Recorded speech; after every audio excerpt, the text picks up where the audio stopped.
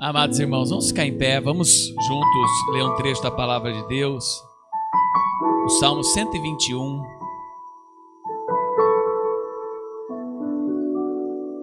É um salmo de peregrinação, um salmo que nós podemos usar nesse começo de ano, né? Quando olho para os montes e pergunto, de onde me virá o socorro? O meu socorro vem do Senhor que fez os céus e a terra. Ele não deixará que você tropece. Aquele que protege não cochilará. Aquele que guarda Israel não cochila nem dorme. O Senhor é o seu protetor. O Senhor está ao seu lado, como sombra que o abriga. O sol não lhe fará mal de dia, nem a lua de noite. O Senhor o guarda de todo mal e protege a sua vida. O Senhor o guarda em tudo o que você faz, agora e para sempre. Aleluia! O Senhor é o nosso protetor. O Senhor é aquele que nos guarda. O Senhor é aquele que nos protege. O Senhor é aquele que traz socorro para as nossas vidas. Em um novo ano nós podemos declarar: o Senhor é o meu pastor, o Senhor é o meu protetor, o Senhor é o meu guardador. O Senhor é aquele que está comigo dia e noite, que me protege todos os dias. Ó Deus maravilhoso, estamos na tua casa mais um domingo, Senhor, e queremos adorar, louvar, engrandecer a tua presença. Queremos pedir, Senhor, que o Senhor continue abençoando cada família, cada casa, cada lar, trazendo a tua paz, trazendo a tua esperança, trazendo o teu amor, trazendo a tua presença santa, Senhor, e manifestando, Senhor, o teu poder, ó Pai. Vem com o teu Espírito Santo, Senhor. Obrigado por este início de ano. Obrigado, Senhor, pelo teu cuidado. Obrigado pelo teu amor. Obrigado pela tua presença. Obrigado pela tua proteção, Senhor. Senhor, derrame sobre nós a tua palavra nesta manhã, Senhor. Nos fortaleça em meio aos louvores, aos cânticos, às orações, Senhor. Traz, Senhor, Pai, aqui o teu Espírito Santo. Espírito Santo, vem, Senhor, sobre as nossas vidas. Espírito Santo, enche o nosso coração. Espírito Santo, nos proteja, nos guarde de todo mal, em nome de Jesus. Aleluia. O Senhor é quem nos guarda, o Senhor é quem nos protege, sabe? Durante o tempo de oração que nós estamos tendo aqui todos os dias, minha mãe falou, né, ontem, livramento, né, proteção de Deus. Eu ontem saindo daqui, eu vim de bicicleta ontem, e saindo aqui, a hora que eu passei o Washington Luiz, começou a subir assim, apagou tudo. Puf. E sair de bicicleta é perigoso, né? Fui pra calçada, aí parecia que você estava no meio, só árvore e raio. Falei, nossa, essas árvores caem toda hora, né? Eu já fui pensando assim, a hora que eu chegar no shopping ali, já vou entrar. E eu estava todo molhado, já que estava chovendo. Eu falei, depois pode dar uma hipo, não sei o que lá, né? Aquele de ficar muito tempo molhado. Aí eu falei, vou ligar logo para o Roberto, vai ir buscar aqui, põe a bicicleta dentro do carro e vamos. Mas, graças a Deus, quando chegou no shopping, né? E eu fui assim, falei, Senhor, protege, me protege dessas árvores, numa árvore dessa cair, porque você vai andando, né? De bicicleta, vai a pé andando aqui, né? Se cai uma bicicleta, se cai uma árvore, você não tem. Né? E quantas árvores caem em Campinas, né? Eu vi começo do ano lá fechado, lá o Bosque de Jequitibás, o pessoal tudo virando pela Moraes Salles. Então, pedir às vezes, né? Às vezes você tá até, tinha acabado de sair da reunião de oração, mas nós estamos em oração na rua também. Em todos os lugares nós podemos ter a proteção e o cuidado do Senhor. O Senhor é o nosso protetor, o Senhor é aquele que nos guarda dia e noite. Aí eu cheguei, graças a Deus, cheguei ali no shopping, já começou, daí as ruas já estavam tudo acesas, daí deu para ir embora para casa mesmo, não precisou, né? Mas a hora que eu cheguei, a Roberta falou assim, não, eu tinha acabado de falar com a Alice, né? Para ligar, porque a bateria dela tinha acabado, mas tinha acabado de falar para a Alice para ligar para você, para perguntar como você estava nessa chuva, que estava cheia de raio, né? Então, é o cuidado do Senhor, e a gente tem que pedir cuidado todos os momentos, né? Para Deus cuidar. Foi dado um pedido de oração também à igreja de Juiz de Fora, né? Se vocês viram notícias, vocês viram o que aconteceu, né? Um dos filhos de um pastor teve um surto e teve um acidente com toda a família lá, um incidente, né? E morreram lá 5 pessoas, lá na segunda igreja Nazareno de Juiz de Fora. Então, orar pelo pastor Ivan, né, pastor da igreja, e a família do pastor João, né, toda parte da família morreu. Então, orar por essa família. Se vocês viram notícias, às vezes vocês até viram e não sabem que era da Igreja Nazareno, mas pedir oração essa semana, até pedir no grupo, né? Então, orar por isso também, tá? Uma família pediu o fortalecimento da igreja lá, né? Com esse sofrimento, deu um surto psicótico no filho do pastor e acabou tendo, não sei nem como fala isso, né, pastor? Mas foram mortos ali mais de 5 pessoas, tá? Então, orar por essa igreja, para que Deus possa cuidar em tudo isso que aconteceu, né? Um grave acidente aí, tá? Então pediram para orar por isso. Então coloque em oração isso, tá bom? Amém. Vamos adorar o Senhor essa manhã. Você está feliz de estar na casa do Senhor? Amém? Você já cumprimentou a pessoa que está do teu lado? Se você não cumprimentou, aproveita esse momento para cumprimentar. Amém? Vamos adorar o Senhor juntos nessa manhã linda. Aleluia, Jesus.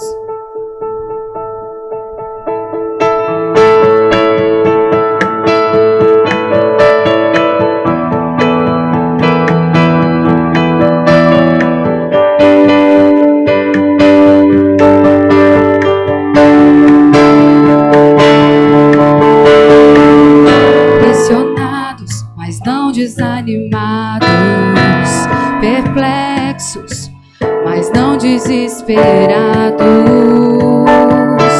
estamos de pé, perseguidos, mas não abandonados, abatidos, mas não destruídos, estamos de pé.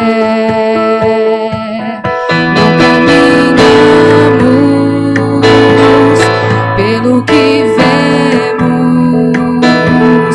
o que nos move é o que nós cremos, nação santa, somos a igreja, vivemos por fé, estamos de pé. Perseguidos, mas não desanimados, abatidos, mas não destruídos, estamos de pé. Abatidos, não desanimados, mas não destruídos, estamos de pé.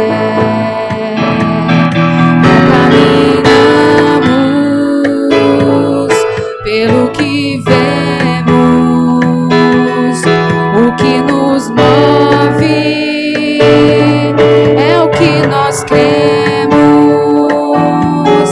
nação santa, somos a igreja, vivemos por fé, estamos de pé. Não caminhamos pelo que vemos, o que nos move é o que nós cremos, nação santa, somos a igreja, vivemos por fé, estamos de pé.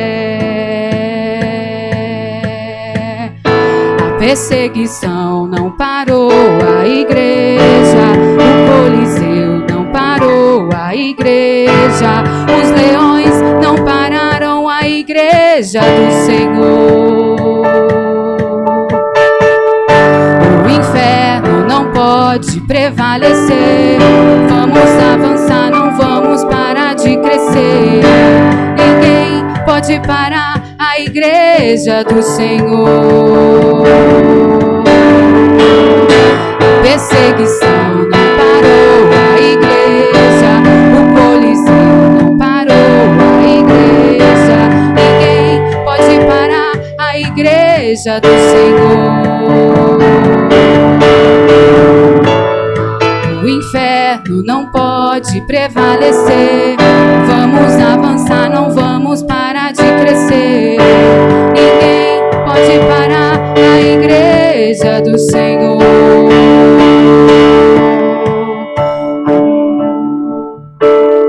Não caminhamos pelo que vemos. O que nos move é o que nós cremos. Nação santa, somos a igreja. Estamos de pé. Estamos de pé. Na salva de palmas para agradecer ao Senhor, amém? Aleluia.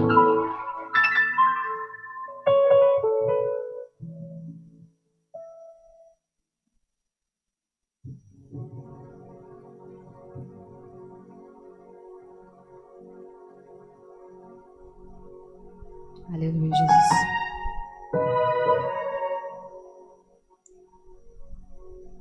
Aleluia, Jesus.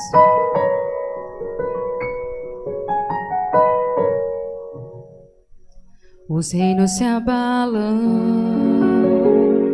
os povos se curvam,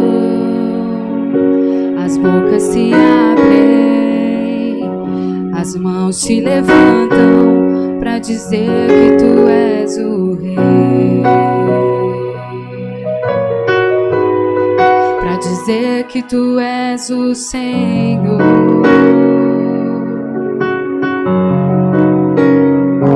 Os reinos se abalam, os povos se curvam, as bocas se abrem, as mãos se levantam para dizer que tu és o rei, para dizer que tu és o Senhor.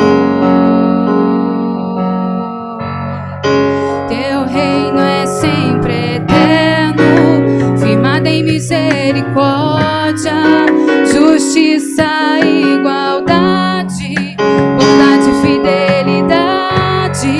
A tua igreja te adora, a tua igreja te adora, a tua igreja te adora, a tua igreja te adora.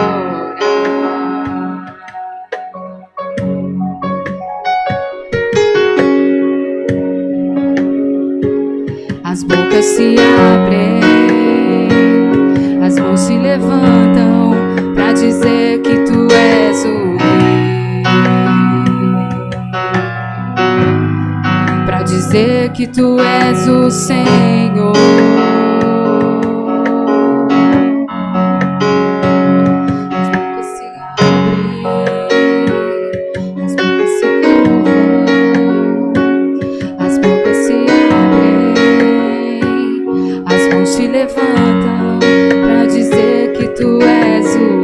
Só tu és o Rei, Senhor, para dizer que tu és o Senhor. Declare: teu reino é sempre eterno, firmado em misericórdia, justiça e igualdade, bondade e fidelidade. A tua igreja te adora, igreja te adora. Teu reino é sempre eterno, firmado em misericórdia, justiça e igualdade, bondade e fidelidade. A tua igreja te adora, a tua igreja te adora. A tua igreja te adora. igreja te adora. Cante mais uma vez. Teu reino é sempre eterno, firmado em misericórdia, justiça, igualdade, bondade e fidelidade. A tua igreja te adora. Te adoramos, Senhor. A tua igreja te adora. Amém. Dá uma salva de palmas para o Senhor. Amém. Aleluia.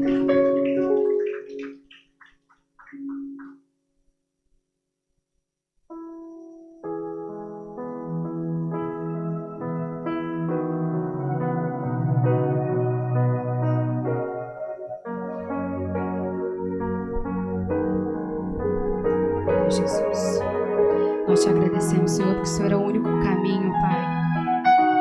Aleluia.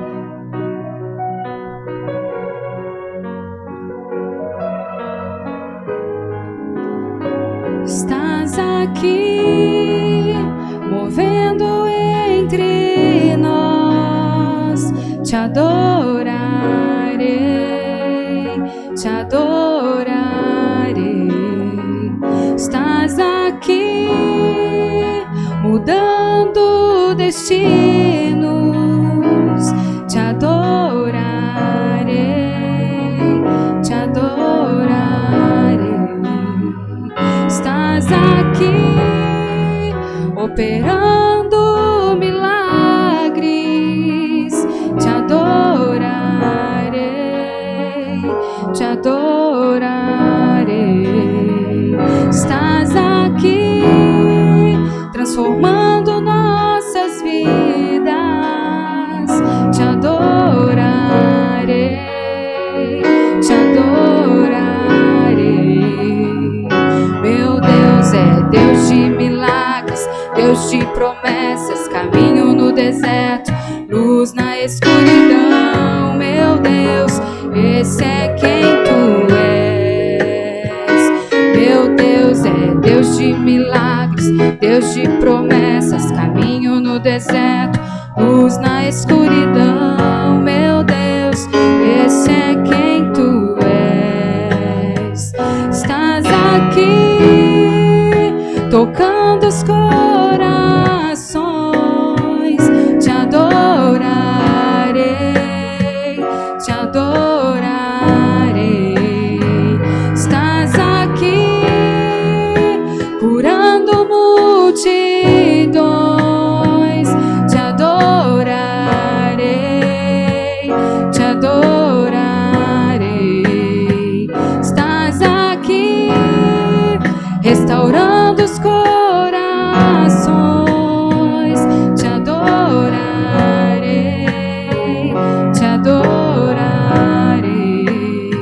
Estás aqui, transformando histórias. Te adorarei, te adorarei. Meu Deus é Deus de milagres, Deus de promessas, caminho no deserto, luz na escuridão. Meu Deus, esse é quem tu és. Meu Deus é Deus de milagres, Deus de promessas, caminho no deserto, luz na escuridão. Meu Deus, esse é quem tu és. Enxuga as lágrimas, restaura os corações. Tu és a resposta, Jesus. Enxuga as lágrimas, restaura os corações. Tu és a resposta, Jesus. Meu Deus é Deus de milagres, Deus de promessas, caminho no deserto, luz na escuridão. Meu Deus, esse é quem tu és. Meu Deus é Deus de milagres, Deus de promessas, caminho no deserto, luz na escuridão. Meu Deus, esse é quem tu és. Meu Deus é Deus de milagres, Deus de promessas, caminho no deserto, luz na escuridão. Meu Deus, esse é quem tu és. Esse é quem tu és. Esse é quem tu és. Esse é quem tu és. Esse é quem tu és. Meu Deus é Deus de milagres, Deus de promessa, declare caminho no deserto, luz na escuridão. Meu Deus, esse é quem tu és. Meu Deus é Deus de milagres, Deus de promessas, caminho no deserto, luz na escuridão. Meu Deus, esse é quem tu és. Aleluia, glória a Deus. Esse é o nosso Deus. Nós possamos em todo tempo entoar louvores a Ele, adorar a Ele. Nós estamos orando todos os dias aqui no propósito dos 21 dias, orando pela igreja, e também nós estamos lendo o livro de Romanos. Nessa semana a minha fé já foi lá em cima, porque nós estamos falando de fé, de graça, e tem sido um tempo muito bom, né? A gente ora, lê, comenta, e é nesses comentários que Deus um fala com o outro, e Deus vai ministrando o nosso coração, né? Falando da fé de Abraão, né? E nós precisamos de fé. Eu acordei hoje de manhã querendo orar, tem dia que você acorda e você fala, Senhor, eu preciso mais de fé, eu preciso, né? Eu creio que Deus vai fazer. Como o pastor estava falando aqui, a gente ora, o inimigo ele se levanta, né? Sair em casa ontem também, algumas coisinhas acontecendo, né? É uma torneira que às vezes tá lá pingando, mas que você acha que não tem nenhum problema, mas você vai ver, tá vazando de uma forma que, né, que pode tirar a sua paz. Eu falei, Deus, nada vai tirar a minha paz, nada tira a paz, nem eu creio que o Senhor põe as mãos, eu creio que o Senhor guarda, né? Então quando você sai de casa, você deixa sua família, você deixa alguém na sua casa, você nunca sabe como que você volta. Então você, quando sai, ora, fala, Deus, guarda a minha casa, guarda, eu vou louvar o Senhor, nada vai impedir. E nós precisamos de fé. Eu estou com uma expectativa muito grande para esse ano 2026. Mesmo que o vento está sendo ao contrário, mesmo que a gente está vendo alguns acontecimentos, mas eu creio que vai ser um ano melhor, que as coisas vão acontecer, portas vão se abrir. Aqueles que são empresários, as portas vão se abrir, aí vendas, aqueles que estão desempregados, ou aqueles que talvez tenham sonhado em mudar de emprego, ou algumas coisas, vai acontecer, né? E nós precisamos ter essa fé. Se eu não tiver fé, não adianta eu vir aqui na igreja, erguer a mão, adorar, falar, se eu não tiver fé. Eu tenho que ter fé naquele que eu creio, aquele que eu estou adorando. Nós precisamos adorar, exaltar. Certamente que Deus faz no momento dele, na hora dele, mas Deus espera de nós fé. Fala que sem fé é impossível agradar a Deus. E nós precisamos agradar o Senhor. Eu não sei como você chegou aqui hoje, como que está a sua fé, mas se você quiser vir ao altar, eu não vou orar. Se você quiser vir ao altar, dobrar seu joelho aqui no altar ou no seu lugar, mas tenha fé, fale tudo para Deus, não esconde nada de Deus, mesmo porque Deus vê tudo. Fale, aquele que está no coração, fale para Deus, entrega, chora, rasga na presença do Senhor. Nós precisamos nos rasgar diante de Deus, no nosso coração, e falar tudo para Deus. Espírito Santo de Deus, nós queremos te louvar. Nós queremos entregar o nosso coração a ti nesse dia, Pai, de domingo. Domingo que o Senhor preparou para nós estarmos aqui, adorando, exaltando, estando em comunhão, Pai. Ah, Deus, em nome de Jesus, Pai, como tem sido bom esses dias, Deus, ouvindo a Tua palavra, orando, buscando. Que o nosso coração, Deus, a cada dia mais, Pai, venha ferver uma fé inabalável, uma fé no Senhor, crendo no impossível, crendo coisas que às vezes nós olhamos aos nossos olhos e achamos que não vai dar, mas nós temos que ter essa fé, que o Senhor é poderoso para fazer infinitamente mais tudo aquilo que nós queremos, em nome de Jesus, Pai. o Senhor nos ama e o Senhor faz além do que nós pedimos muitas vezes. Às vezes nós estamos pedindo uma coisa e o Senhor está fazendo melhor ainda. Pai, em nome de Jesus, nesse dia, nesse domingo, nós entregamos cada um aqui diante da Tua presença. Pai, cada um que está com seu joelho dobrado, cada um que dobrou, agora o Senhor fechou seus olhos e está falando com o Senhor. Eu tenho certeza, Deus, que cada um tem um problema, tem uma dificuldade, tem algo a dizer ao Senhor. Em nome de Jesus, todos nós passamos lutas, mas que a nossa luta venha cessar, Deus, diante da Tua presença, que nós possamos saber, Deus, que o Senhor está ao nosso lado em todo o tempo. O Senhor está nos guardando, Pai. O pastor Timur estava falando logo no início, Pai, sobre que o Senhor guarda quando nós saímos daqui, em qualquer lugar, aonde nós estivermos, se nós estivermos firmes do Senhor, guardado, vivendo uma vida com o Senhor está guardando os seus. Pai, em nome de Jesus, Pai, em todo momento, nós pedimos, Espírito Santo de Deus, ser conosco, nos guarde, nos livre, guarde a nossa casa, livra, Pai, de acidentes, Pai, em nome de Jesus, Pai. Senhor, tenha misericórdia, Pai, dessas pessoas, Pai, que não conhecem o Senhor. Ah, Senhor, tantas vidas que nós vimos que têm deixado o caminho do Senhor, Pai, porque perdeu a fé, perdeu a esperança, e nós temos esperança no Senhor, meu Pai, e que o Senhor venha usar nossa vida, nossa boca, nosso testemunho, para falar de novo com essas pessoas, mostrar a esperança que é o Senhor, fazer reviver de novo, Pai, na vida dessas pessoas que têm deixado o Senhor, Pai, em nome de Jesus, Pai, acende a chama de novo, no nome de Jesus. Derrama graça, derrama unção sobre nós. Ela diz que a Tua graça nos basta, Deus. Que a Tua graça que nos faz estar de pé, Tua graça que nos faz estar aqui nesse domingo, meu Pai. Em nome de Jesus, Pai, queremos Te louvar, queremos exaltar o Teu nome, que é santo, que é digno, Senhor Deus. Toda honra e toda glória seja dada ao Senhor, Pai. Tocando Espírito Santo em cada um aqui, Pai. O Senhor conhece a cada coração e sabe o que cada um tem passado, sabe o que cada um tem colocado nas Tuas mãos. Entregue a Ti, Pai, e que nesse ano 2026 seja um ano, Pai, diferente, um ano melhor, mesmo que as pessoas estão falando que vai ser diferente, que vai ser um ano ruim. Eu creio, Espírito Santo, que vai ser um ano bom, em nome de Jesus, porque nós temos o Senhor ao nosso lado.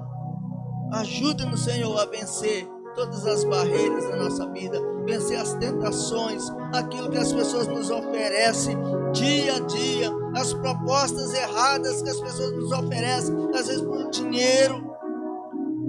Pai, em nome de Jesus, que nós não viemos vender a nossa dignidade, nós não viemos trocar, Pai, a nossa dignidade por nada nesse mundo, em nome de Jesus, Pai. Possamos continuar firmes nos Teus caminhos em todo o tempo. Derrama graça, Pai. Abençoa, Pai, o pastor ali de Juiz de Fora, Pai, o pastor Ivan. Sabemos que quando acontece algum incidente que envolve alguém da igreja, toda a igreja sofre. Pai, em nome de Jesus, Pai, como aconteceu aqui no Nazareno, Pai, com o filho do Hermes, Pai, com o Henrique. Pai, em nome de Jesus, cuida, Deus, dessas famílias. Senhor, cuida, conforta o coração, Pai, daqueles que ficaram, dos familiares que ficaram, Pai, nesse incidente, Deus. Ah, Deus, nós às vezes não entendemos certas coisas, mas nós entendemos que existe um Deus vivo e poderoso, que sabe de todas as coisas. Louvado seja o Teu nome, Pai. Nós entregamos cada um que perdeu os entes queridos, cada um que tem enfrentado lutas, nós entregamos nas Tuas mãos. Todos os enfermos da Tua casa, todos que têm passado lutas e enfermidade, nós entregamos nas Tuas mãos, ó Pai, no nome de Jesus. Entregamos nosso país, entregamos, Pai, cada governo nas tuas mãos, Pai. Sabemos que, como está o Pai, quando nós vemos as redes sociais, cada um faz um comentário, Deus. E nós às vezes não sabemos mais em quem crer, não sabemos o que falar, porque nós nem podemos nos envolver em algumas coisas. Mas nós sabemos que o Senhor é poderoso para pôr a mão. Pai, como nós estávamos vendo, Daniel foi alguém que fez a diferença junto ao rei, junto aos seus governantes. Nós queremos fazer a diferença, meu Pai. Em nome de Jesus. Aleluia. Glória a Deus. Esse é o nosso Deus. Creia, meu irmão. Creia no poder do Senhor. Não deixe de orar. Não deixe de buscar. Creia que Deus vai fazer. A irmã Vera vai dar um testemunho agora.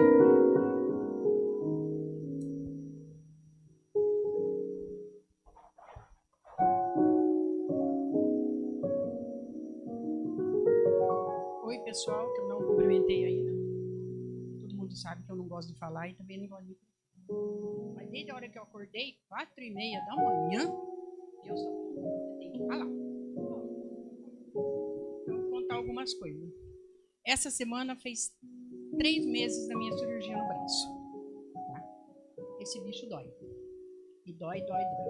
Aí o pai do Mateus, que já fez essa cirurgia, na véspera de ano novo, falou assim pra mim: irmã, meu braço só parou de doer quando fez 1 ano. Então, essa história aí que a gente vai pra cirurgia e fala assim, não, 1 mês de tifoia, 2 meses de dor, é tudo falácia. Tá? Então, é tudo história. Quem já teve algum problema de osso sabe que é assim. Eu, como já quebrei o pé também muitas vezes, então foi. Mas algumas coisas foram acontecendo. Quando o pastor Rogério falou assim, né, que começava no dia 2, os 21 dias de oração, o jejum, eu falei, deu 21 dias para ir na igreja. Isso porque eu sou aposentada e folgada, né? Então, falando. Mas, 21 dias, nós estamos 21 dias. Aí 2 coisas aconteceram com essa minha história da cirurgia, tá? Uma delas é uma coisa que pode parecer assim, nossa, a Vera vai falar uma coisa dessa, mas é uma coisa. Eu consegui, semana passada, começar a apertar o botão do vaso sanitário com o meu braço direito. Coisa que eu não conseguia fazer nada com o meu braço direito. Eu começou semana passada. E aí comecei a orar a Deus porque eu queria mais vaga na clínica de fisioterapia. Eu posso fazer 5 vezes por semana, né? Mas tudo bem que eu não aguento 5 vezes por semana. Mas eu não conseguia. Aí até comentei com a Sara alguns dias que a gente estava vendo, né? E aí essa semana ela me deu mais um dia. Então eu estou fazendo agora 3 vezes por semana. Atravesso essa cidade 3 vezes por semana, vou lá na saída de Mojimirim e volto, mas faço 3 vezes. E eu queria essa clínica por quê? Lá só trabalha fisioterapeuta. E são eles que manipulam meu braço. Então tudo que eu não consigo fazer, são eles que vão levando meu braço e vão fazendo. Não tem nada que falar assim, olha, você vai fazer tal coisa, vira as costas, vai atender outro. Não, é desse jeito, né? Isso aí foi mais uma coisa. E aí, ontem aconteceram 2 coisas estranhas. Eu fui, vocês viram que eu fui no pet shop, né? Aí fui tomar o ônibus lá perto da casa de saúde, e só que tinha uma van que atrapalhava, né? Eu fui lá de Uber. E aí tinha uma van que atrapalhava para ver, e eu ia de vez em quando assim, saía da sarjeta assim, dar uma olhadinha para ver se o ônibus estava vindo. Porque eu ia andar 2 pontos, depois eu ia tomar um, porque eu ia querendo Pão de Açúcar. Aí tinha um carro parado, assim. De repente o camarada começou a se afastar. Ele chegou assim num ponto que eu coloquei a mão. Tipo assim, quer que eu vou segurar o carro com a minha mão, né? Aí virei pra ele e falei assim, moço, eu tô aqui atrás. Não, pode ficar tranquilo que eu não ia pegar a senhora. Eu falei, como que você não ia pegar? Você já bateu em mim, né? Então eu entendo isso como um livramento de Deus, porque se ele tivesse acelerado um pouquinho mais, a Verinha não estaria em pé, né? E outra coisa que aconteceu ontem, né? Por isso que eu falo, gente, muitas vezes Deus não pede sacrifício pra gente, mas às vezes é um despertar, né? A gente tem falado muito de oração, muito de fé, nesses 21 dias tem sido realmente uma bênção. E aí ontem pastor Rogério passou para me pegar, a Sara não veio, porque a Sara passou a tarde toda aqui também, estava cansada, precisava hoje. Aí, na hora que nós chegamos aqui, eu falei assim para ele, era 19h32, falei, vamos orar, porque eu não estou passando bem. Se eu tivesse começado a passar mal 15 minutos antes, eu nem teria vindo. É como já estava quase 7h30, né? Falei, gente, eu estava com enjoo, vômito e diarreia. E sentei. E começamos a orar. Ninguém, em momento algum, tocou no fato de que eu estava mal, de que ia orar por mim, que não sei o quê, que não sei o que lá, não sei o quê, né? Porque fomos orando por outras coisas. Todos nós fomos orando por... Cheguei em casa, saí daqui, eu não tinha mais nada. E agora, hoje de manhã, o Rogério perguntou para mim, falou assim, melhorou? Lícia, eu cheguei em casa, nem lembrei da história. Eu fui a dormir, 9h da noite. Amém, glória a Deus. Mais alguém quer dar algum testemunho? Não. Deixa eu dar alguns avisos, amado. Depois a gente vai cantar um louvor e nós vamos adorar o Senhor com os dízimos e ofertas. Nessa programação nossa desse mês temos os cultos. Semana que vem nós retomamos com a escola dominical, tá? Então quem vem na escola dominical, 9h, retomamos semana que vem já a nossa escola dominical, às 9h. As outras programações vão voltar em fevereiro. Mas a escola dominical já retorna. Dia 22 temos uma reunião da junta. Dia 25 temos a nossa assembleia local aqui. Lembrando que essa assembleia local, a gente não vai ter eleições aqui, né? É só na do próximo ano, tá? Que a gente já tinha elegido tudo por 2 anos. Então vamos seguir, até para os nossos delegados, vamos seguir aqueles que já estavam, para que eles possam ir, tá? Dia 28, na Assembleia Distrital, que não tem ainda o local, mas vai ser dia 28, tá? De fevereiro. Outra coisa, queremos ver se dá tudo certo para dia 24, no sábado, a gente ter, como eu falei, um dia da família, tá? Então, o sábado passar o tempo junto, o dia da família. O que mais nós temos? E a vigília dia 23, né? Então nós encerramos esses dias de oração na quinta-feira e sexta-feira temos a nossa vigília. Tem sido bênção, tá, amados? Essa semana eu estarei viajando, mas de lá continuar, né, com esse tempo de oração, mandando sempre uma mensagem de cada dia sobre o livro de Romanos, a leitura do livro de Romanos, tá? E o pastor Rogério aqui, pastor Lázaro, pastora Carmelo, quem puder estar aqui nesses dias, mas o pastor Rogério sempre tem estado, né, que cuida da nossa intercessão. Então, se você puder, das 7h30, hoje estaremos aqui, 7h30 às 8h30, tá? Todos os dias até o dia 22, é o nosso tempo, né, de consagração e primícias desse ano, sempre, tá? Então, do dia 2 a sempre dia 21, é o nosso tempo aí preparado. E oração, né? Como a minha mãe falou, ontem nós chegamos aqui e começamos a orar pelos missionários, pelos pastores. Você tem visto muitas coisas acontecerem. Pastores, essa semana, quem acompanha, né, o meio cristão, você viu sobre o Philip Yancey, né? Uma queda e abandonou o ministério, né? Um homem, um grande escritor de maravilhosa graça, né? E de tantos livros. Eu fui ver lá, eu comentei com o pastor Rogério, fui ver os livros que eu já li dele, mais de 4 livros que eu já li dele, né? E aí no final terminou o ministério. Então nós temos que orar pelas pessoas, temos que orar pelos pastores, temos que orar pelos missionários, para que ele esteja em pé, para que não caia, para que guarde aí sempre a vida daqueles que estão servindo, que estão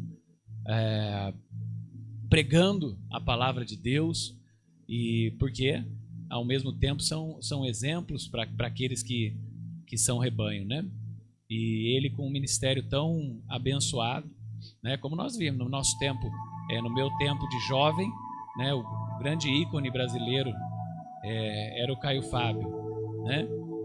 Com a Fábrica da Esperança, né? O pastor Rogério visitou a Fábrica da Esperança quando serviu com a Jocum no Rio de Janeiro. Ele tinha uma grande empresa, que é uma ONG, né? Servindo e atendendo crianças e atendendo tudo. e era o grande ícone da igreja presbiteriana, como se fosse o Hernandes Dias Lopes hoje, né? E caiu, né? E não se reergueu, né?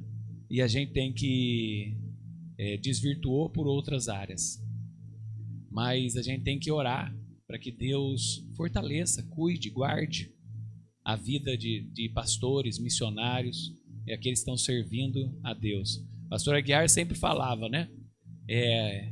O homem, né? Hoje também tantas mulheres servindo, mas tem que cuidar na sua juventude e tem que cuidar na sua velhice, para que não faça besteiras, né?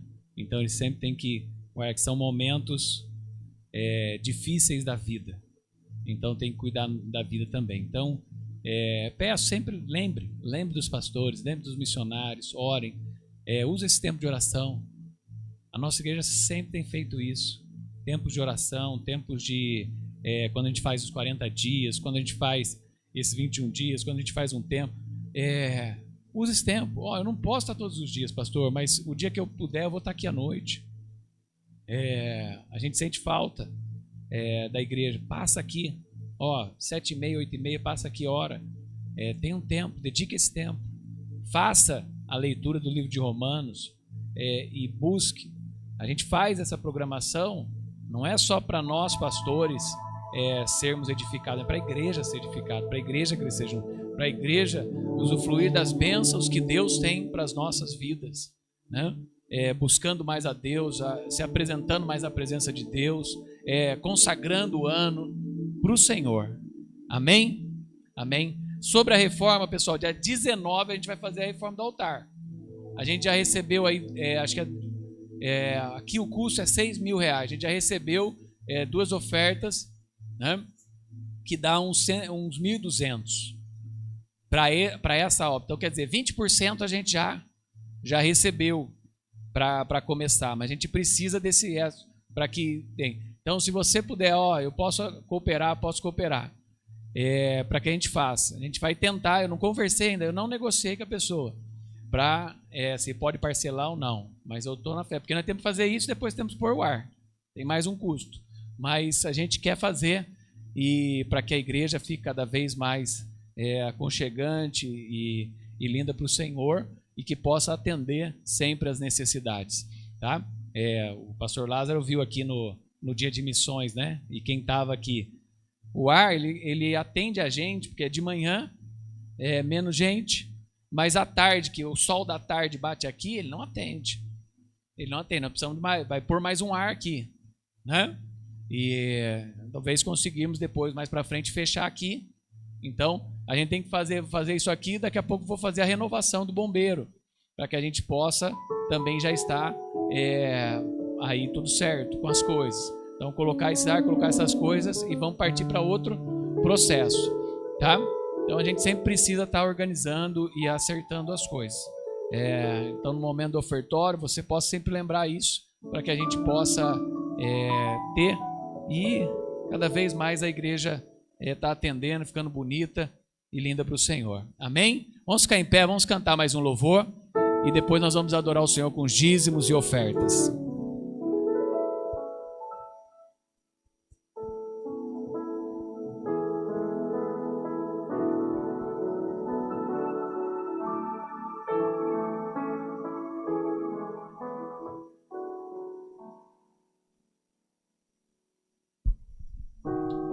Jesus.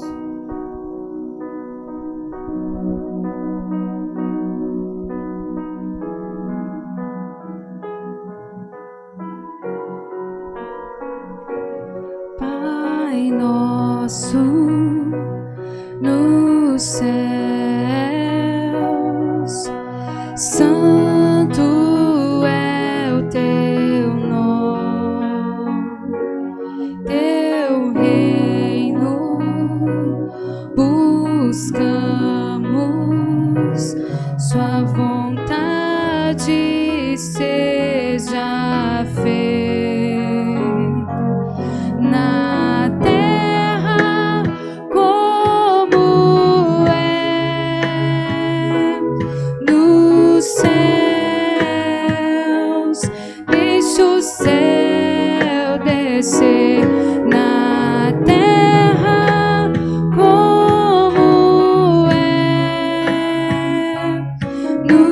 céu,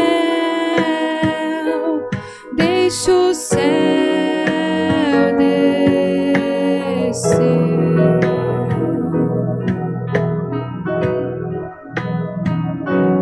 Pai nosso nos céus, santo é o teu nome, teu reino buscamos, tua vontade seja feita na terra como é nos céus. Deixa o céu descer na terra como é no céu. Deixa o céu descer.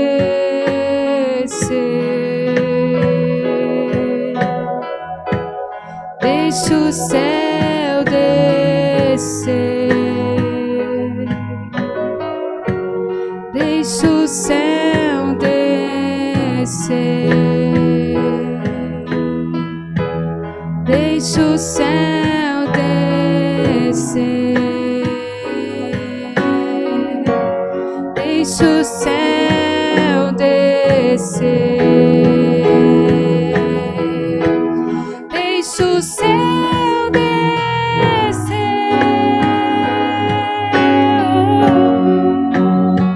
Declare: teu é o reino, teu é o poder e tua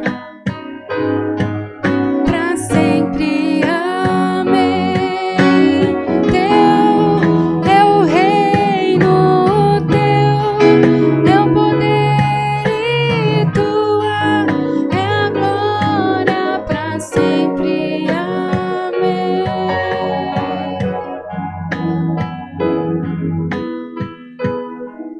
Pra sempre. Amém.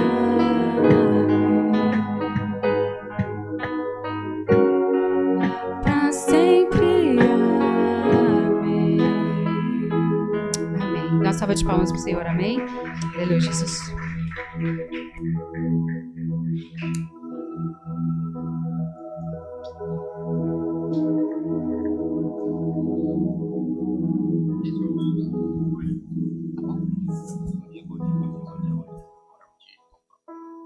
Bom dia, igreja, paz do Senhor. Provérbios 3, versículo 9. É aquele momento que você estava ansioso no culto, momento de dízimo e de oferta. Eu fiquei felizão, desci do carro ali e falei, deixa eu conferir a conta. Tinha acabado de cair o dinheiro. Eu falei, opa, hoje eu vou dizimar, hein, velho. Fiquei felizão, já fiz ali pro boleto não cair antes, né, e querer tomar o dinheiro. Então, o meu já tá feito, eu já garanti. Todos acharam aí? A gente sabe de cor, sim.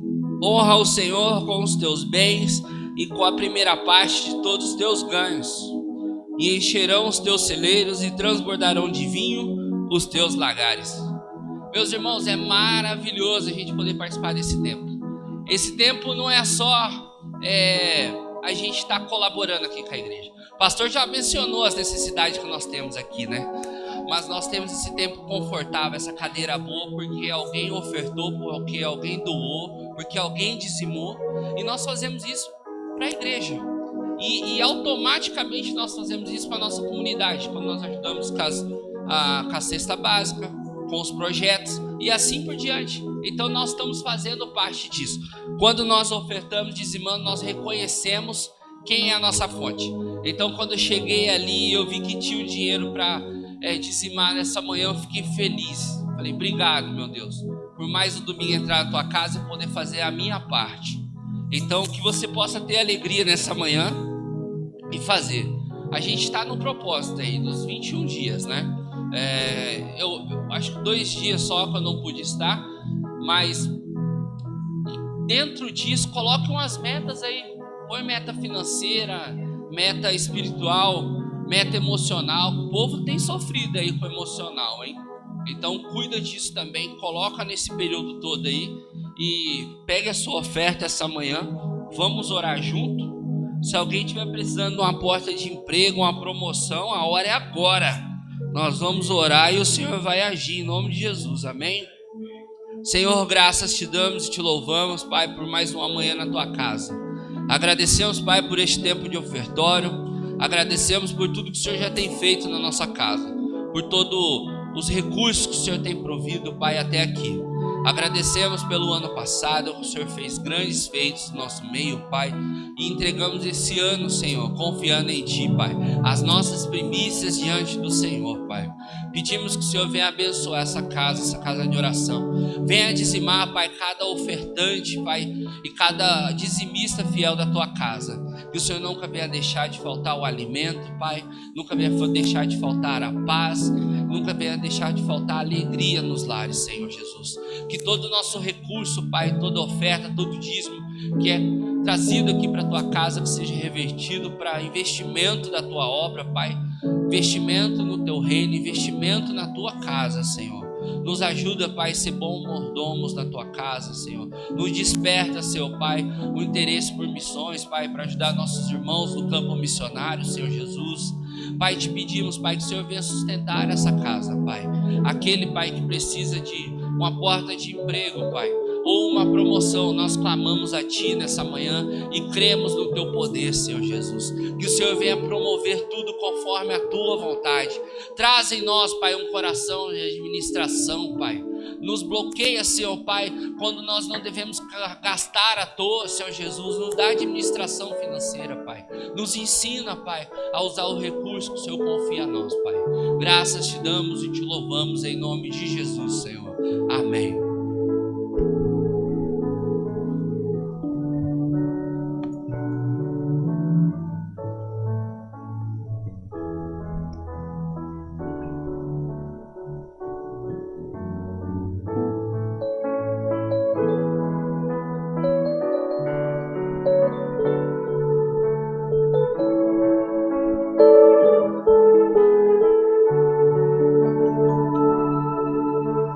Luz do mundo, viestes à terra para que eu pudesse te ver. Tua beleza me leva a adorar-te. Quero contigo viver.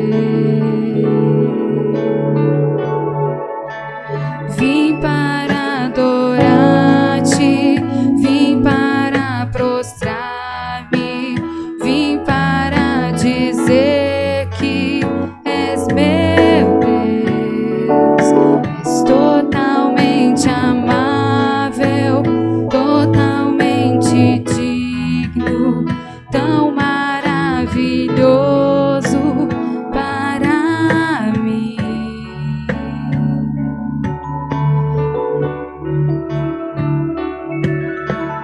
Eterno Rei, exaltado nas alturas, glorioso nos céus. Humilde viestes à terra que criastes, por amor pobre se fez. Vim para adorar-te, vim para prostrar-me, vim para dizer que és meu Deus. És totalmente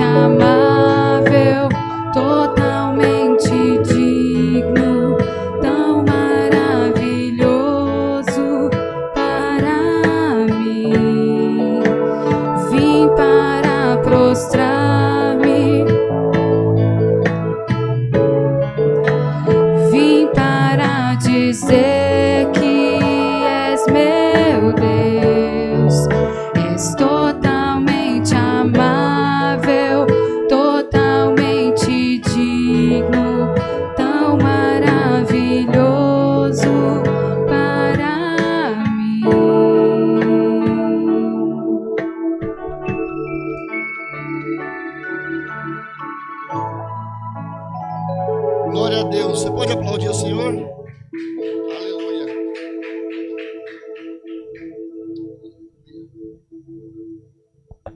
Você pode ficar de pé, um minutinho, e abrir a palavra na carta aos Romanos, capítulo 2.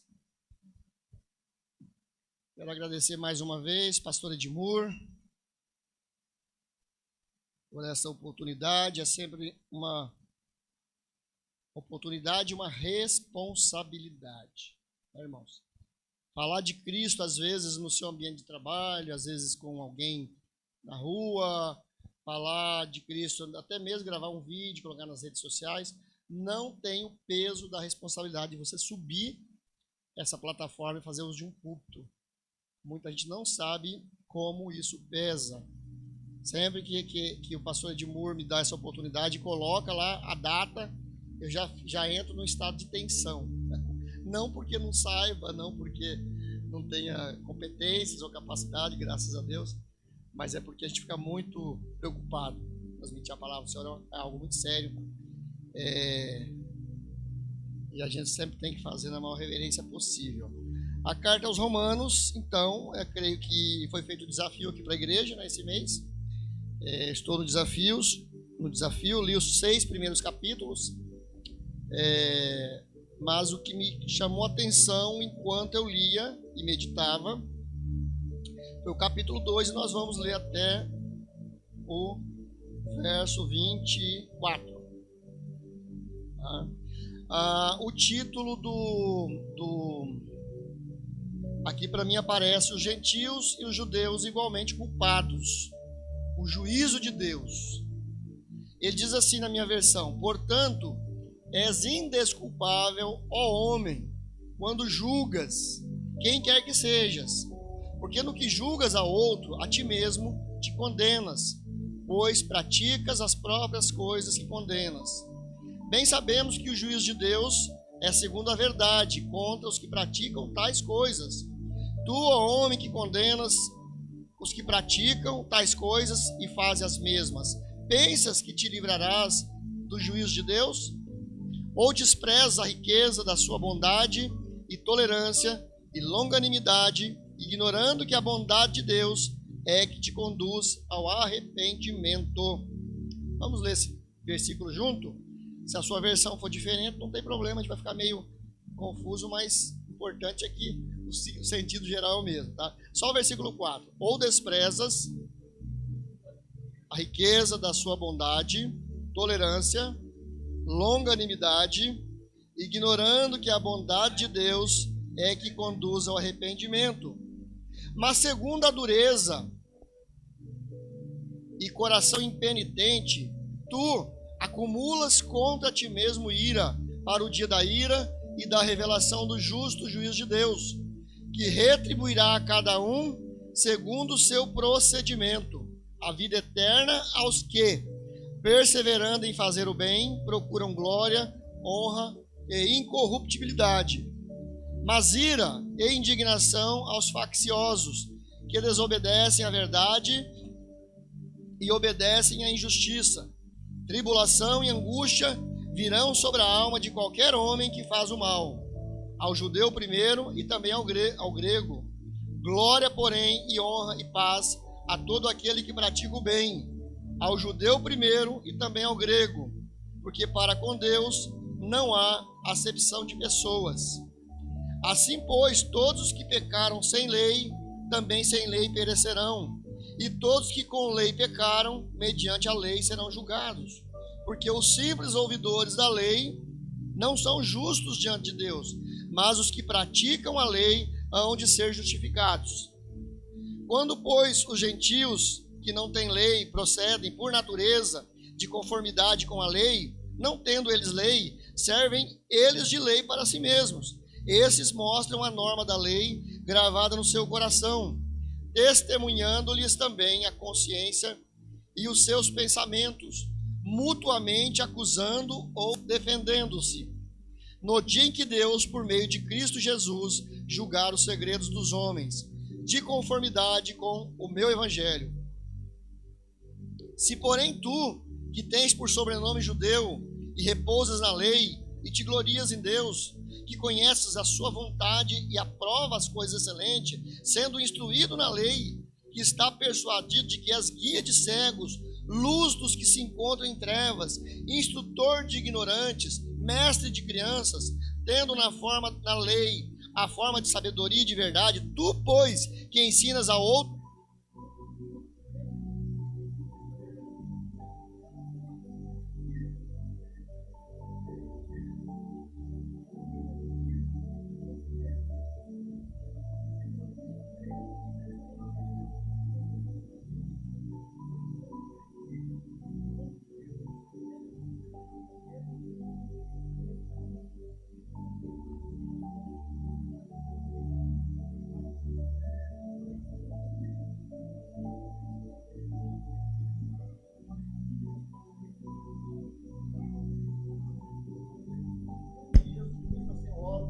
em nome de Jesus Cristo. Podem assentar, por favor. Minha voz, que já é feia, ficou mais feia ainda nesse microfone. Amados, sejam sinceros. O pastor Edmur lançou o desafio. Quantos, e certamente se você está lendo, você já passou pelo capítulo 2, que é bem no início. Quantos leram esse capítulo 2 essa semana? Olha só, temos 2 varões valorosos. O Edmur leu também, quero crer que leu. Né? Eu já li esse texto aqui desde os 30 anos da minha conversão, centenas, talvez milhares de vezes.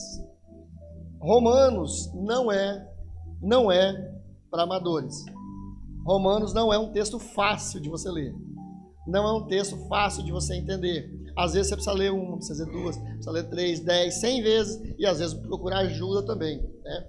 A Bíblia, ela se explica por si mesma. É um princípio da hermenêutica, da ciência bíblica. Que a Bíblia se explica, ela se auto-explica, né? E tudo que buscam de fonte externa são apenas conjecturas, são apenas para se ter, digamos, um parâmetro teológico.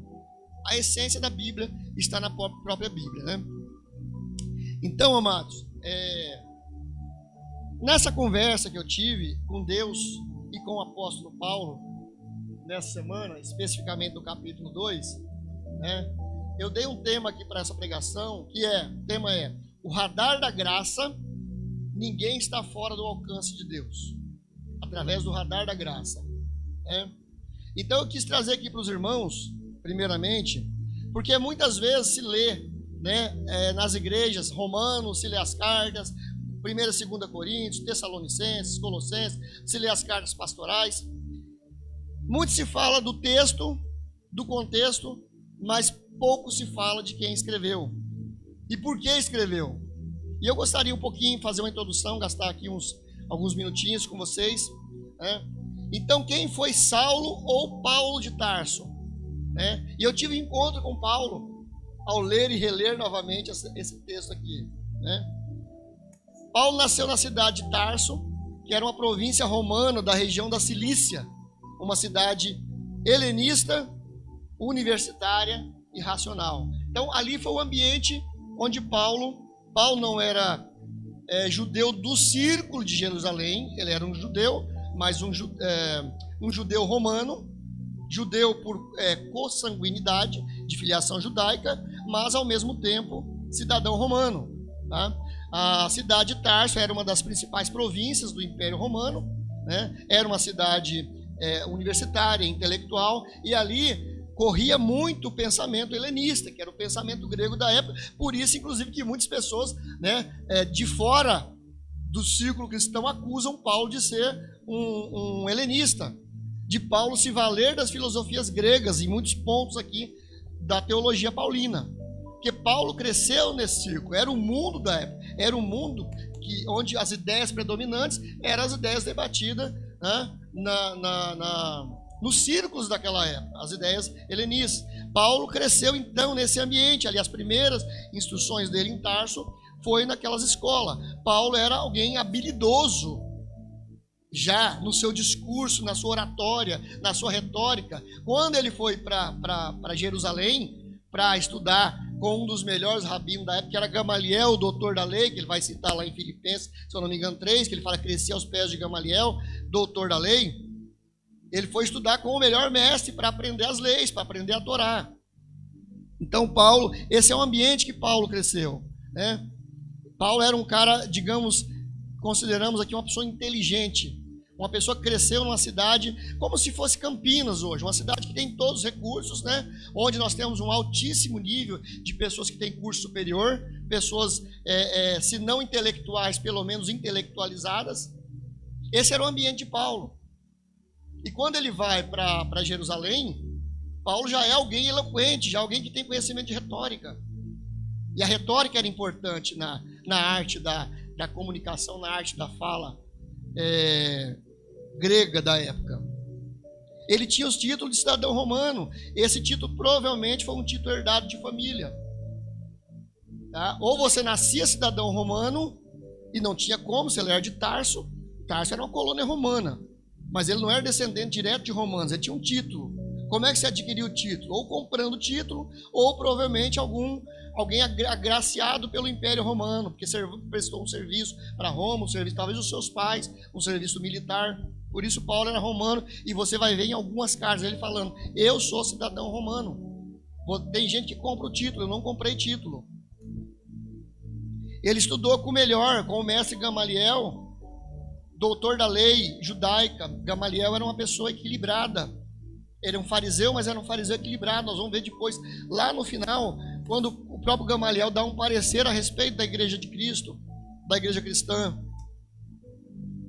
Paulo, quando ele tem o seu encontro com Cristo no caminho de Damasco, Paulo não era alguém vazio. Muita gente acha que Paulo era uma caixa vazia. Então eu estou contando isso para mostrar quem era Paulo antes da conversão dele. Ele não era uma pessoa vazia. Ele era uma pessoa muito bem letrada, que tinha habilidade, a arte de conversar e de convencer. Era uma pessoa muito bem, com uma teologia muito bem fundamentada, porque ele foi ensinado por Gamaliel, doutor da lei. Então Paulo não era alguém vazio, não era uma caixa vazia. Paulo era um judeu zeloso, fariseu rigoroso e profundo conhecedor da lei. E foi isso, essa conversa que eu tive com Paulo aqui quando eu descobri, porque a carta aos Romanos, a tônica da carta aos Romanos é a justificação por meio da fé. A carta aos Romanos, ela é o principal pilar teológico, o principal marco, né, estrutural da teologia cristã. É a fundamentação da teologia cristã, e já logo no início ele vai tratar disso, através da justiça de Deus por meio da fé.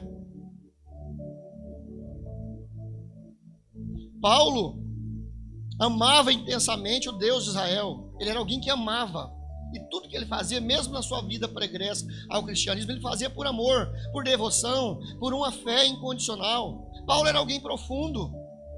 Paulo não era vazio, Paulo não era uma tábua rasa. Paulo perseguia a igreja acreditando estar servindo a Deus, e ele mesmo vai dizer isso, porque a própria Bíblia explica. Ele acreditava, ele tinha lá em Atos 26, do 9 a 11, pois pode ir anotando para você abrir depois, onde ele fala: Deus não apaga a história de Paulo, Deus não apaga a história dos homens. Quando todos nós convertemos, alguns nasceram em berço cristão, outros converteram com 10, com 20, com 30, com 40 anos, você tem uma história. E Deus é tão sábio, Deus é tão estratégico, que Ele aproveita a sua história. Ele não pega você e fala assim: ó, eu vou deletar, agora eu vou enfiar um negócio aqui em você, vou deletar a sua memória, a sua história. Não. Até as coisas negativas da sua vida pregressa, da sua vida de pecado, Deus usa, mas não para você continuar cometendo. Deus usa para você usar agora isso como testemunho. Olha como eu era. Quantos testemunhos a gente ouve em púlpito de pastor que era ex-ladrão, e eu vou falar um pouco do ex aqui, é o assunto seguinte: ex-ladrão, ex-traficante, ex-prostituta, ex-drogado, ex não sei o quê. Quantos pastores, quantas pessoas ministrando? Deus usa essa vida pregressa e usa também, assim como foi com Paulo, porque ele mesmo vai dizer: eu, dos pecadores, eu fui o principal. Eu persegui a igreja de Cristo e consenti na morte de Estevão. Ele não esconde a sua vida pregressa, ele não empurra isso para debaixo do tapete. Deus não apaga nada, Deus não apaga a história de ninguém. E nós aprendemos isso na história do apóstolo Paulo. Paulo tornou-se apóstolo sem perder sua inteligência, sua ousadia e a sua coragem. Paulo descobre que Deus em Cristo, e aí começa a teologia paulina. Ele vai dizer que Deus é amplo demais para ser o Deus de um povo só. Ele era judeu, amava a lei, amava a Torá, porque ele estava muito bem fundamentado nisso, mas ele fala, isso aqui, Deus é bom demais para ser um Deus exclusivo de um povo só. Deus tem que ser Deus dos gentios, e ele diz, o meu chamado é para pregar às nações, o meu chamado é para pregar aos gentios, aqueles que os judeus não querem que nós pregamos. Vocês estão entendendo? Eu estou apresentando Paulo para vocês. Quem era Paulo? A teologia de Paulo nasce da graça que alcança a todos, judeus e gentios, está lá em Romanos 1,16, no 3, do 22 ao 24. Paulo é a prova viva de que ninguém é bom demais ou mal demais para que ficar fora do alcance de Deus. 1 Timóteo 1, 15 e 16. Paulo foi o maior missionário e o principal teólogo do cristianismo. Sem a teologia paulina, sem o arcabouço da teologia paulina, a igreja cristã, ela teria sido ou absorvida pelo judaísmo e em seguida deletada da história, ou ela caminharia separada, independente, e ela estaria fadada à morte. Paulo forneceu a estrutura necessária. Se a igreja tem uma alma, a igreja tem um dono que é Cristo. A igreja tem um condutor que é o Espírito Santo, mas a igreja tem uma alma que é a teologia cristã formulada pelo apóstolo Paulo. Essa é a alma da igreja, essa teologia. Para finalizar, Paulo escreveu 13 dos 27 livros do Novo Testamento, que começa lá em Romanos, aqui em Romanos, e vai embora. As igrejas de Corinto, Colossos, para Galácia, as cartas pastorais. Ele escreveu 13. Se nós considerarmos Hebreus, que é uma discussão sem fim, se foi Paulo que escreveu ou não, eu particularmente acredito que não, muitos teólogos acreditam que sim. Eu vejo Hebreus com a mesma autoridade, a mesma profundidade de conhecimento de teologia judaica que Paulo, mas eu não reconheço os traços de Paulo, eu, pessoalmente, na carta aos Hebreus. Mas muitos escritores reconhecem. Mas se nós considerarmos, então, Paulo escreveu 14 dos 27 livros do Novo Testamento, portanto, mais da metade de todos os livros do Novo Testamento. Quando Paulo escreve esse texto que nós acabamos de ler aqui, em Romanos 2, eu vejo Paulo chorando, eu vejo Paulo sangrando, porque ele tem que romper com algo que foi tão importante na vida dele. Era necessário esse rompimento, mas eu vejo ele sangrando porque ele teve que romper com a crença dele. Imagina aqui, eu vou fazer uma analogia simplista, imagina alguém que passou 30, 40, 50 anos no catolicismo. Não estou criticando, nunca critiquei o catolicismo, mas imagina alguém que viveu muitos anos ali, fiel, ia na igreja, fiel às imagens, fiel ao rito lá, do rito das missas. E chega um dia, ele ouve falar de Cristo, e ele fala, isso aqui não está... É bom, mas não está perfeito como deve ser. E ela vem para Cristo, ela fala, para ficar perfeito tem que tirar isso, aquilo outro. Então, isso é muito bom, foi muito bom na minha vida, mas não serve mais. Imagina como a dor de romper, mas ele entende que é importante, ele entende que é necessário fazer esse rompimento. Paulo aqui está propondo muito mais do que um arcabouço de teologia, da teologia da igreja cristã. Ele tá se rasgando, ele está se desdobrando para fazer uma nova proposta, para salvar a igreja, para fazer com que a igreja caminhe. E eu vejo nesse texto aqui, quando ele critica a postura dos fariseus, dos judeus, ele não está criticando para prejudicar, no sentido de caluniar. Não é essa que é a tônica da conversa de Paulo com relação aos judeus. Assim como Jesus também, cada vez que criticava os fariseus, não era para destruir o judaísmo.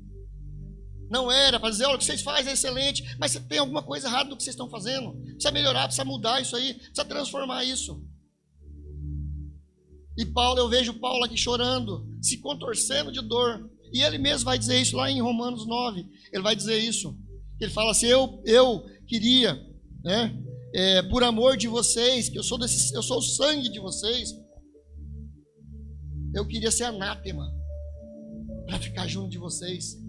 Lá no capítulo 9 vai dizer isso. Ele falou: eu queria representar uma maldição, mas eu não posso negar a verdade que eu tenho, o que o Cristo foi revelado para mim no caminho de Damasco, lá em Atos 9. Eu não posso negar essa verdade mais.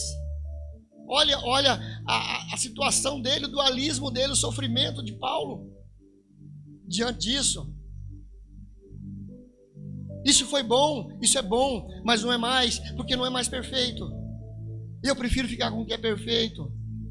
E eu vi claramente nessa situação aqui onde Paulo vai dizendo assim: olha, tu que condenas a outrem naquilo que faz, tu mesmo praticas. Olha, tu, que nós lemos lá, né, que se considera luz dos que estão em trevas, instrutor dos ignorantes, mestre de crianças, e você tem na forma da lei, você tem na lei a forma da sabedoria da verdade. Tu, pois, que ensinas a outrem, não ensinas a ti mesmo. Tu que pregas que não deves furtar e furta. Tu que dizes que não deve cometer adultério e cometes. Abominas os ídolos e lhes roubas os templos. Tu que te glorias na lei, desonras a Deus pela transgressão da lei. O que ele está dizendo aqui? Olha, o que vocês têm é bom demais para vocês não fazer, para vocês não cumprir, para vocês não praticar. Então tudo isso não adianta de nada. Tudo isso não vale de nada. E o que eu vi aqui, exatamente quando lia e quando tentava entender a mente de Paulo, o espírito de Paulo, o coração de Paulo nesse texto, eu vi claramente um espelho. Isso aqui não é um espelho, mas por causa da luz ele reflete. Eu olho para o espelho, talvez estão me vendo, eu não gosto do que eu vejo, por causa dessa barriga.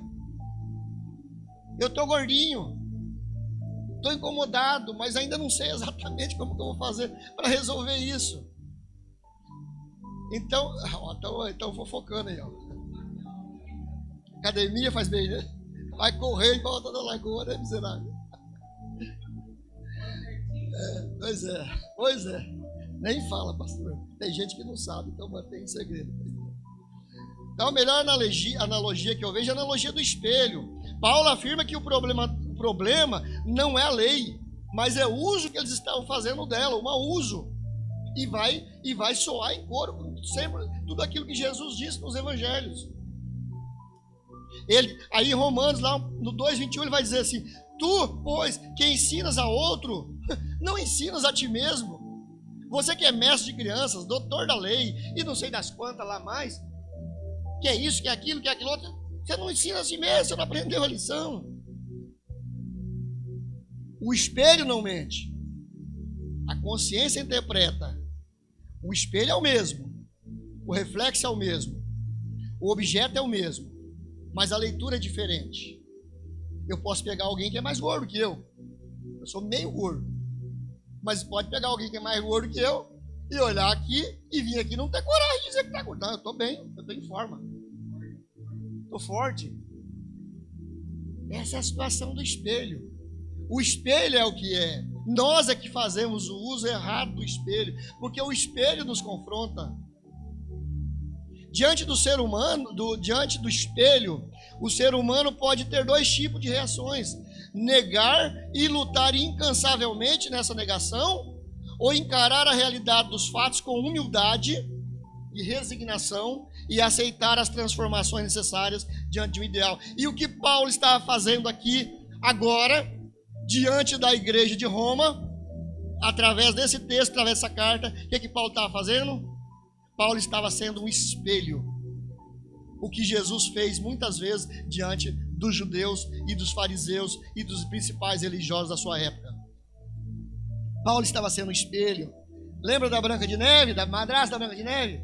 Eu lembrei na hora. Espelho, espelho meu. Não é? O que ela queria? Ela queria que o espelho sempre dissesse para ela: não, você não tem ninguém no reino, você que é a mais bela de todas as belas. Até o dia que todo mundo conhece, é um conto de fadas. É um conto, mas que tem uma fundamentação. Já foi feito vários estudos psicológicos, tem vários livros publicados a respeito disso. Narcisismo. na madrasta. Tem várias coisas a respeito disso. Saiu já da linha dos contos de fadas. E antropólogos que estudam, sociólogos. Então, nós vamos denominar esses dois personagens. Eu vou dar o nome de um personagem como duplicado e o outro como ex. Tá? Dois, duplicado e ex. Eu posso chegar aqui no espelho, eu posso me ver e posso ser realista. Estou ruim mesmo, preciso melhorar, vou buscar como. Né? Então, você não tem nada a ver com isso, não, sou eu. Não vou botar a culpa em você, o problema é meu. Você só está me revelando o que eu sou. Mas tem aquele que vai olhar, vai brigar com o espelho, vai negar e vai tentar destruir todo aquele que disserem em contrário. Então, o duplicado, diante do espelho, ele não vê um homem perfeito, porque ele se considera perfeito. Se ele admitir a rachadura, tudo cai. Era a situação dos fariseus aqui para quem Paulo está ensinando a teologia cristã. Está apresentando a sua teologia cristã. O discurso do duplicado perde força. A identidade desmorona. A autoridade se dissolve. Então ele reinterpreta o reflexo. Na maioria das vezes, isso não é mentira consciente, mas um auto-engano funcional. Não é assim? O religioso? Eu sou bom. Lembra do publicano do pecador? Eu jejuo 2 vezes por semana, pago todos os meus dízimos, faço boas obras, ação social. E Jesus lá, o espelho, dizendo para ele: você não passa do sepulcro caiado, cheio de ossos, de toda imundícia. Você percorre o céu, percorre a terra e o mar para fazer um prosélito. E depois que você faz ele 2 vezes mais filho do inferno do que você. Bom, o que Jesus disse, os fariseus. Dura esse discurso? É de Jesus, não é meu.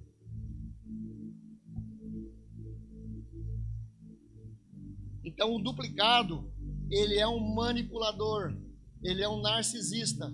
Ele gosta de se auto-enganar e tentar enganar o outro. Por quê, irmão? Por quê? Porque se eu olhar para o espelho e olhar para a minha barriguinha e for fiel e dizer: olha, essa barriga tem que sumir, ela não te pertence. Esse corpo não te pertence. Já fui magro. Se eu fizer isso, no outro tempo, sou far away, né? Em outro tempo, tão distante, eu era magro. Mas minhas filhas pegam as fotos de quando eu casei e falam: meu, você era esse moleque aqui, magro. Demorou, mas todo mundo vai ficar assim um dia, não dá risada não. A barriga chega, a celulite chega. Vai chegar, faz parte da natureza, faz parte do processo, Camila. Então qual que é mais fácil? Porque eu sei que isso aqui vai dar um trabalho, eu estou em fase só de gastando energia, só pensando como que eu vou resolver isso. Aí você vê história de gente que faz academia, que malha. Eu nadei por 3 anos, não perdi 1 centímetro de barriga. Não perdi um só quilo. Falei, não adianta nadar então. Fui pra academia, né? Tá dando risada sozinho. Fui pra academia, tinha uma menina lá, franzina, levantando um pesão daqueles, peso de verdade, sabe? Aí a moça lá, minha instrutora, me deu um pezinho, parecia um ossinho de cachorro.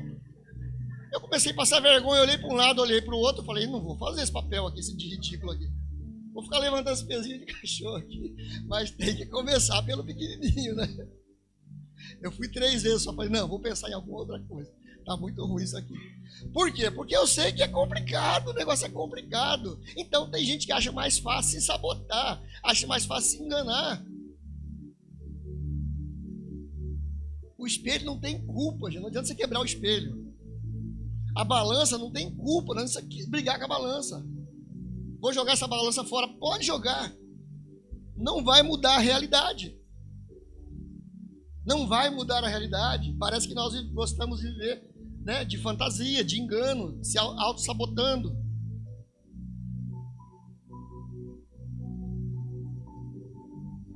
Talvez a melhor analogia para compreender Romanos 2, Paulo afirma que o problema não é a lei, já disse isso aqui, mas o uso que eles faziam dela. E ele vai dizer,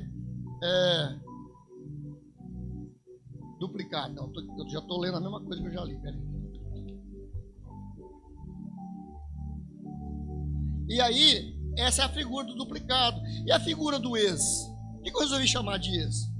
Todo mundo é ou já foi ex alguma coisa, né? Mas a gente pensa mais nos ex que separou, ex conjugal, né?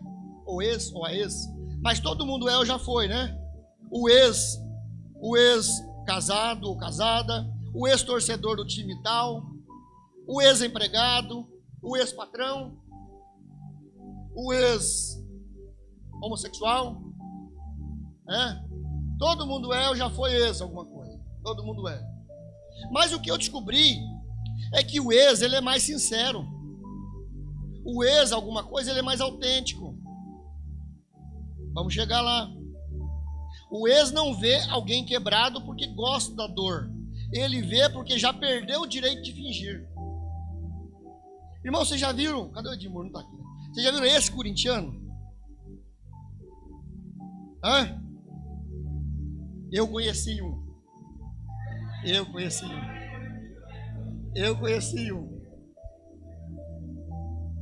Vou abrir um parênteses aqui de alguns segundinhos só. Eu tinha um irmão, hoje ele é professor acadêmico, dá aula em Universidade Federal. Tu perguntei se existe ex-corintiano. Ex-corintiano. Eu vou te contar de um que eu conheci. Era corintiano. Acho que era. Acho que era. E esse meu irmão vivia assim, para lá e para cá, atrás de time de futebol. Ele era da torcida independente do São Paulo, né? Acompanhava o São Paulo em todos os jogos, ia viajar para vários estádios, entrava em confronto com a polícia, levava umas borrachadas de vez em quando. E ele falava, vou nada, sou louco, tá apanhando de polícia, tá time de futebol. Até hoje eu não gosto de ir em estádio. E ele tinha um amigo, o melhor amigo dele do bairro, que é amigo até hoje. Esse amigo era corintiano. E meu irmão é São Paulino, mas o cara sabe tudo. Não tem um que discute com ele que ganha nada no argumento dele. Ele sabe o nome de todo jogador, de todos os tempos, de todos os títulos que ganhou, de todas as taças, onde jogou, onde não jogou. Ele é aquele cara roxo, fanático. E esse amigo andava com ele, corintiano também ali batendo perfil. Um dia, adivinha o que aconteceu? Esse amigo virou São Paulino. Ele conseguiu converter um corintiano, virou São Paulino e começou a ir com ele para os estádios e tomar borrachada junto com ele. Pelo São Paulo. E eles são amigos até hoje. Eu estive em São Paulo no dia. Eles são amigos até hoje. Eu falo, meu irmão é bom, hein? Meu irmão é bom. Desconverter um corintiano. Então, por que eu estou contando essa historinha? Porque todo mundo é ou já foi ex de alguma coisa, né? Ex de alguma coisa. E o ex, então, ele é mais sincero, ele é mais autêntico. Por conta da dor, por conta da experiência, por conta da vivência, né? Tanto é verdade que quando uma pessoa se desliga, por exemplo, num casamento, geralmente, a maioria das vezes é trágico, né? O homem ou a mulher quer sair fuzilando, falando, colocando todos os podres, falando mal da pessoa, na maioria das vezes. Tem casos que é bem tranquilinho, já conheci alguns, mas a maioria é metralhadora, dispara para todo lado. Não estou aqui criticando, pelo amor de Deus, tá? Estou contando aqui uma situação, bom? Então o ex, quando ele olha no espelho, o que ele vai ver? Diferente do duplicado, o ex vai ver limites, carência, dependência, necessidade de ajuda. Ele consegue reconhecer as fraquezas naquilo que ele falhou. Ele pode até não admitir, talvez publicamente, para aquele que ele considera o ex, seja esposo, patrão, enfim, time, ele conhece o outro lado, ele conhece perfeitamente. E Paulo vai dizer isso lá em 1 Timóteo 1,15, ele vai dizer, porque Jesus Cristo veio ao mundo para salvar os pecadores, e aí Paulo, o ex, vai dizer, dos quais eu sou o principal. Aqui Paulo se apresenta como um ex-pecador. Eu fui um ex-pecador, e eu fui o principal. Eu conheci muito bem o outro lado. Eu sei o que é isso. E ele vai dizer, como se ele dissesse, não há mais discurso para salvar. Há apenas uma verdade para assumir.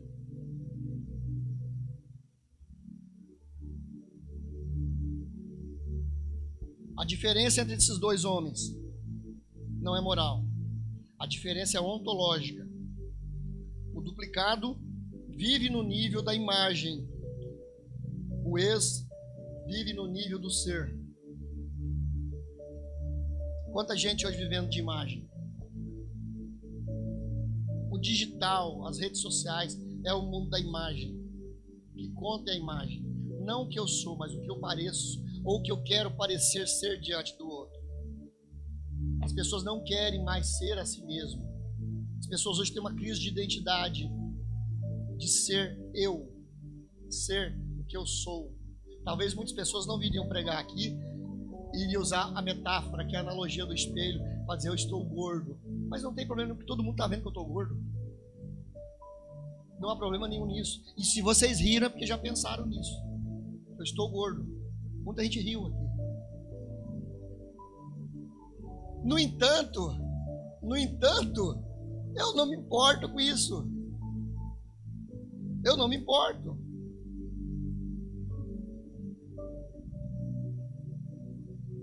O segundo, que é o duplicado, o primeiro pergunta, como eu pareço? O segundo pergunta, quem eu sou? O duplicado pergunta, como eu pareço? O ex pergunta, quem eu sou? Essa é a pergunta que nós vamos sempre fazer diante de Deus. Sincera e honesta. Quem eu sou? O espelho responde igualmente aos dois, mas só um aceita a resposta. Enquanto não aceitar a resposta que reflete a verdade que está no espelho, a gente continua se auto-sabotando, continua se auto-enganando e tentando enganar os outros, porque a gente tenta, mas a verdade, ela é cristalina, ela é transparente. Então nós vivemos tentando enganar, nos enganamos a nós mesmos e tentamos enganar os outros. E Paulo vai dizer em Romanos 2, ele vai dizer, porque não são os ouvintes da lei que são justos diante de Deus, mas os praticantes. Deus não quer pessoas perfeitas. Deus nunca quis pessoas perfeitas. Deus quer pessoas fiéis. Deus quer pessoas sinceras. Para Ele usar, para Ele dar serviço no reino dEle. Dar serviço, porque Deus não chamou ninguém para ficar parado, ocioso. Para dar serviço, dar atividade, dar ministério. Ah, mas eu não estou pronto para ter um ministério na igreja. Não, é na sua casa, é com a sua vizinha da frente.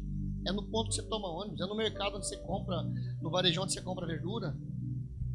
O seu ministério, ninguém vai à igreja. Eu vi uma frase muito interessante essa semana.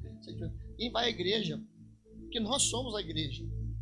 A gente vem para a comunhão dos santos, para orar uns pelos outros, para compartilhar a palavra, para cantar os cânticos. Nós somos igrejas vivas, nós somos igrejas ambulantes. E onde a gente estiver, a igreja vai estar. Amém? Você é igreja. E eu sou igreja. Em certo discurso, o espelho Jesus, já falei isso aqui, vou repetir novamente, vai dizer, Jesus como espelho, vai dizer aos religiosos, vós sois semelhantes aos sepulcros caiados. Vocês talvez não estejam querendo ver isso, mas eu vou mostrar para vocês o que vocês são. Ele vai dizer, vocês percorrem a terra e o mar para fazer um prosélito, e depois vocês fazem esse prosélito 2 vezes mais rico interno. Quando no finalzinho já, quando Jesus sobe no monte, fala Jerusalém, Jerusalém, e mata os profetas, os que são enviados. Quantas vezes quis eu ajuntar-vos como a galinha ajunta os pintos debaixo das suas asas, e vós não quisestes, eis que a vossa casa vai ficar deserta. Desde agora até aquele dia não me vereis mais, até que digais bendito que vem em nome do Senhor. O espelho mostrando a verdade, refletindo a verdade. Quando Pilatos fala para ele, você não sabe que eu tenho poder, você não sabe quem eu sou? Você não sabe que eu tenho autoridade? Eu posso te prender, posso te soltar. O espelho novamente fala para Pilatos, você não teria poder nenhum se do céu não fosse te dado. O seu poder não é teu, o seu poder não é dos homens. Deus está permitindo você estar aqui agora, nesse momento, sabe para quê? Para cumprir os planos dele, na minha vida. O espelho está sempre revelando, o espelho está sempre mostrando. Não adianta lutar contra o espelho, não adianta brigar com o espelho, não adianta quebrar o espelho. O espelho é um juiz silencioso. Ele não acusa, ele não absolve, ele não condena, ele reflete o que você mostra para ele. O espelho faz algo muito radical, ele não negocia. Não adianta você negociar com ele como a madrasta da Branca de Neve fez. Oh, espelho, espelho meu, diga se há alguém mais belo do que eu. O espelho já sabia. Espelho, espelho meu, sim, mas agora ele tem que falar, né? Verdade, ó, sim, tem uma moça no reino de chama Branca de Neve, assim, assado. Vou quebrar você, seu miserável. Não adianta quebrar o espelho, a culpa não é do espelho. A culpa é tua. Tá velha, feia, arrogante, ainda acha que é a rainha da cocada aqui do império, de todo o reino, do império, que não vai nascer nenhuma menina bonita, mais bonita que você. Não adianta brigar comigo, a culpa é tua. E aí, diante do espelho, nós temos duas atitudes: resignação, humildade, reconciliação, honestidade. Já estão subindo aqui, acho que meu tempo acabou ainda. O que é isso? Ou acabou o tempo, ou está tão bom que veio ouvir de perto a pregação. Quando se tenta destruir o espelho nunca foi problema. Assim como a madrasta. Já falei, finalizando aqui. Então, já que pediram para finalizar. Os fariseus buscavam ocasião para matar Jesus continuamente, porque ele revelava o engano.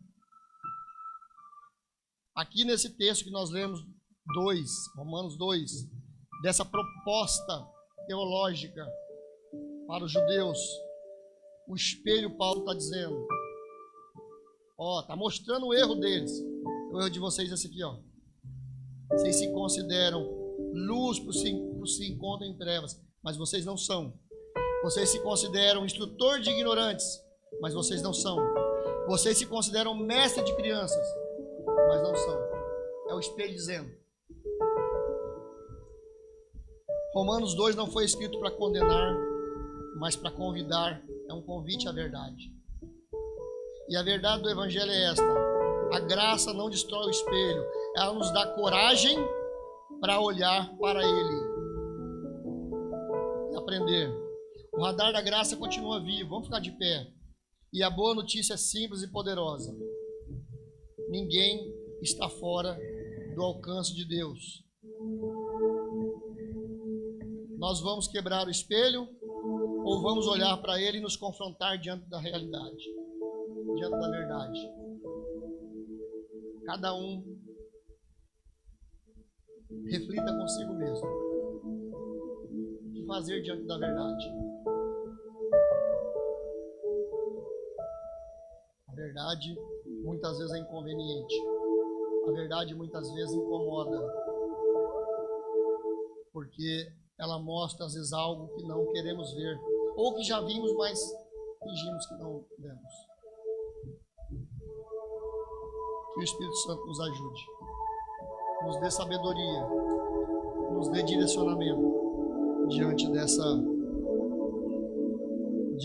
verdade, onde Paulo se rasga aqui para se apresentar essa teologia maravilhosa, e agradecemos a Deus por isso.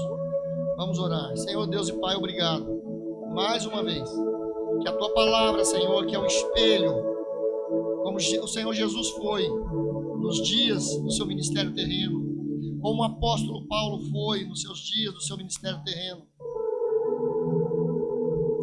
que essa verdade que nos confronta e mostra o que está faltando, onde estamos errando, para o nosso bem. O que Paulo estava fazendo aqui com os judeus era para o bem dos judeus, para mostrar que sempre há algo mais excelente, e esse algo mais excelente passa por Jesus Cristo, a graça maravilhosa de Deus, o poder salvador, a justificação que há em Jesus Cristo. Te damos graça por esta palavra, te damos graça por esse entendimento. Continua falando conosco, no decorrer da semana. Que os irmãos possam ler esse texto, possam meditar nele e também encontrar respostas para ter vida e vida abundante no Senhor. Assim nós oramos gratos, em nome de Jesus.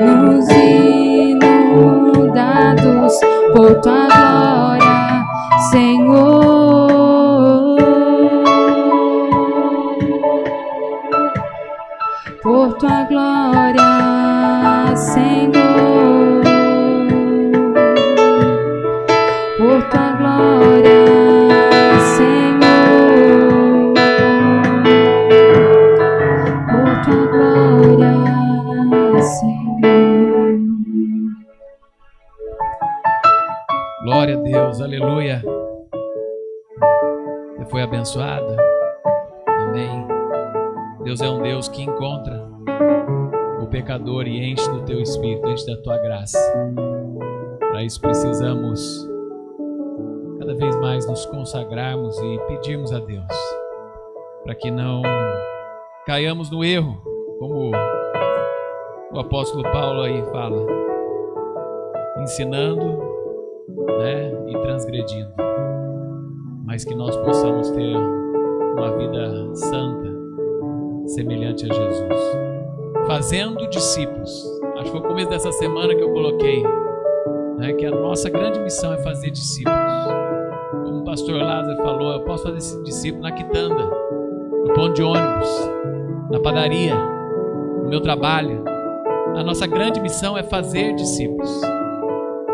A nossa grande missão não é estar no hall de membros da Igreja Nazareno. Nossa grande missão não é frequentar uma igreja por 50 anos, 40. A nossa grande missão é fazer discípulos à semelhança de Cristo nas nações.